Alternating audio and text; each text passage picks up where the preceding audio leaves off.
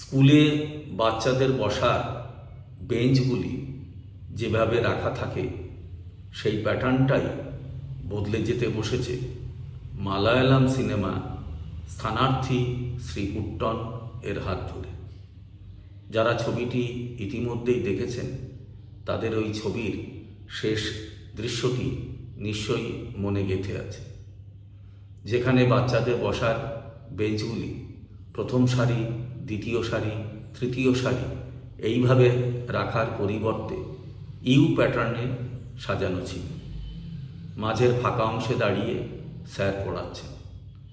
এই দৃশ্যটি শিশু শিক্ষার ক্ষেত্রে একটা বিপ্লব সৃষ্টি করেছে। কেরল এবং তামিলনাড়ুর বহু স্কুলে ইতিমধ্যেই বাচ্চাদের এইভাবে বসানো হচ্ছে।